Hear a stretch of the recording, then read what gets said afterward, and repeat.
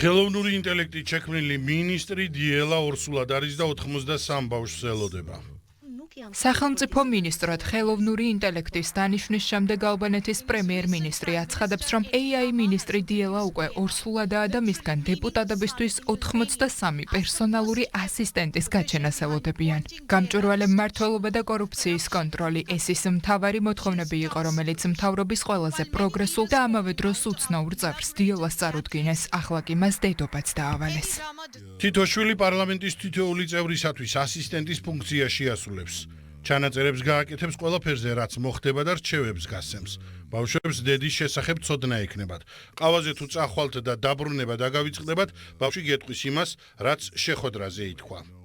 ციფრული მინისტრი, რომელიც არც შვებულებას და გამოსაფხიზლებლად არც კოფეინს საჭიროებს, ახლა ალბანეთის პოლიტიკის ნაწილია. მისი სახელი დიელა ალბანურად მზეს ნიშნავს და ის ტრადიციულ სამოსშია გამოწყობილი. მთავრობის ახალი ციფრული წევრი პრემიერმა 2025 წლის 11 სექტემბერს სოციალისტური პარტიის ყრილობაზე მინისტრთა ახალ კაბინეტთან ერთად წარადგინა. ვირტუალურმა ჩინოვნიკმა კი მთავრობის 4-წლიანი პროგრამა პარლამენტს პირადად წარუდგინა.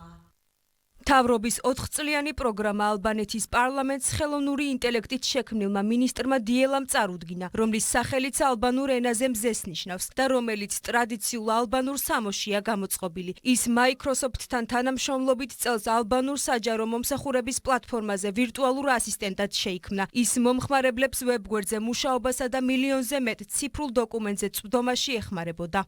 ალბანეთის კრიზისის ციფრულ სპექტაკლად ქცევის მცდელობა. ასე აფასებენ პოლიტიკურ და ტექნოლოგიურ ინოვაციას კონსერვატიულ ოპოზიციურ კოალიციაში. ხელოვნური ინტელექტი, რომელმაც პოლიტიკურ სივრცეში რეალური სტატუსი მოიპოვა, ოპოზიციის მხრიდან უხერხულ ხუმრობად შეფასდა. ალბანეთის მთავრობა რეალურ პრობლემებს გაურბის და სერიოზულ საკითხებს ციფრულ სპექტაკლად აქცევს, როცა ქვეყანა ეკონომიკურ კრიზისშია. მინისტრად ბოტის დანიშვნა უხერხული ხუმრობაა და არა პროგრესი. ალბანეთი ახლა იმ ქვეყნის შთაბეჭდილებას ტოვებს, სადაც რეალობა აპლიკაციამ ჩაანაცვლა. დილას დანიშვნის შემდეგ ახლა უკვე მისმა ორსულობამ ალბანეთში აზრები ისევ ორად გაყო, თუმცა ფაქტი უცვლელი რჩება. ალბანეთი მსოფლიოში პირველი სახელმწიფოა, რომელმაც მინისტრად ხელოვნური ინტელექტი დანიშნა და მსოფლიოს შეუთვალა, რომ ევროკავშირისკენ მათი სწრაფვა მომავალშიც ინოვაციებსა და ხელოვნურ ინტელექტს დაეფუძნება.